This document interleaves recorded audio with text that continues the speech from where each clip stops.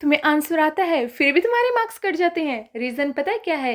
कि तुम लिखते गलत हो। Hi everyone, I am Poonam Chaudhary, your chemistry educator. और आज मैं बताऊंगी कि एग्ज़ाम में कैसे सेम क्वेश्चन को कैसे अटेम्प्ट करें ताकि आप मैक्सिमम मार्क्स स्कोर कर पाओ। ठीक है, तो सबसे पहले हमारे पास सिर्फ 5 पॉइंट है। अगर आप उनको अच्छे से पढ़ लोगे, अच्छे से समझ लोगे, तो आप मैक्सिमम मार्क्स स्कोर कर पाओगे अपने बोर्ड्स एग्जामिनेशन में। देखो, सबसे पहले क्वेश्चन को कैसे पढ़ें। देखो, कोई भी क्वेश्चन आए आप उसको 2 बार पढ़ो।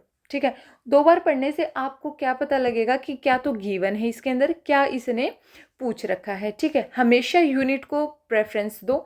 जो यूनिट में पूछ रखा है या फिर जो यूनिट गिवन है उससे आप कैसे कैलकुलेशन करोगे हमेशा माइंड में रखो। ठीक है, हमने 2 बार क्वेश्चन पढ़ना है। ठीक, अब हमारे पास आता है कि न्यूमेरिकल्स को अटेम्प्ट करने का परफेक्ट ऑर्डर। देखो, आप न्यूमेरिकल्स को कैसे पढ़ोगे कि क्या गिवन है आपसे, है ना, क्या आपको पूछ रखा है, ये सब साइड में लिख दो। ठीक है, फिर लिखो आप डायरेक्ट फॉर्मूला।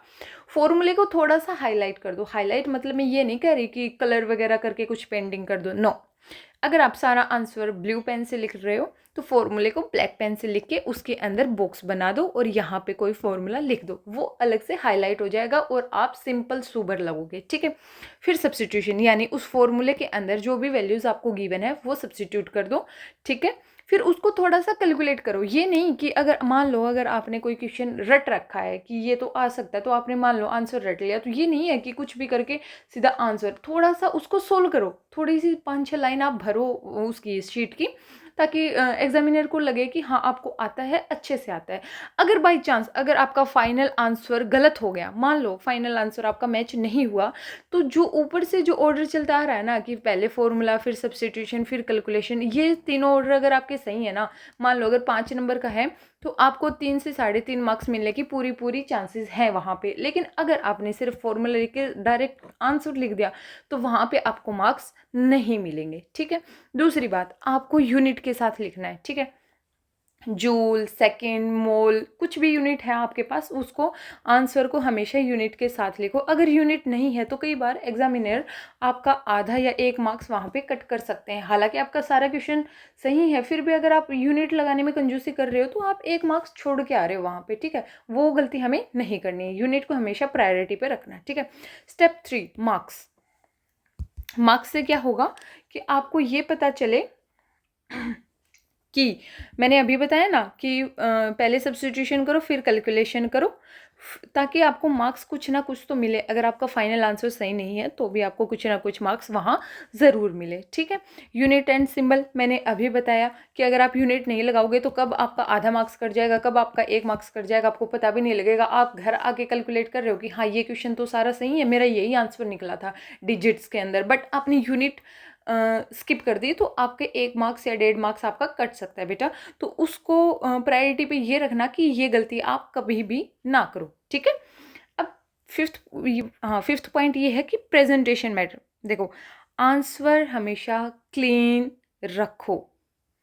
आप मान लो ये आपकी कंप्लीट शीट है तो शीट के ऊपर या तो पीछे रफ शीट आपको मिलती है पीछे, ठीक है, वहाँ पे आप रफ कार्य करो, अपना रफ कार्य करो। ठीक है, और जो मेन शीट है उसके ऊपर आप नीट एंड क्लीन लिखो ताकि एग्जामिनर को अच्छे से पढ़ाई है। आप हमेशा एक बात को हमेशा गार्ड बांध लो, जो आपका चेकर है, एग्जाम चेकर है, जितना उसका दिमाग कम खराब होगा ना बेटा उतना ही आपके लिए बेनिफिशियल है।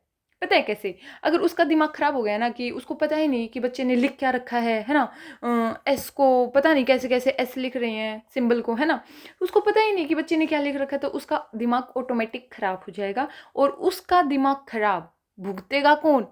आप भुगतोगे बेटा, लेकिन आपको भुगतना नहीं है क्योंकि आप सारे बच्चे अच्छे हैं और सारे बच्चे नीट एंड क्लीन लिख के आएंगे, आई एम श्योर। ठीक है, अगर आपको नहीं लिखना आता तो आप 1-2 क्वेश्चन की प्रैक्टिस कर लो रफ नोटबुक के अंदर, कोई दिक्कत नहीं है।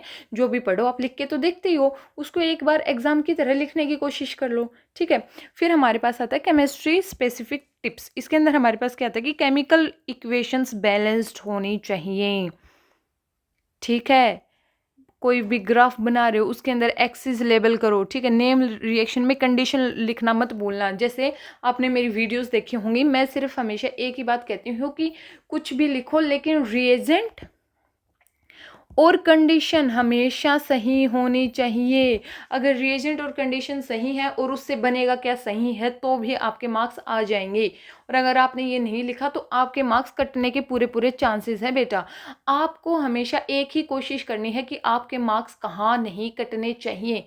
आपको आंसर आता है पूरे का पूरा लेकिन यूनिट नहीं लगाई, बताओ। 5 मार्क्स का क्वेश्चन था, 4 मार्क्स आ गए, बताओ।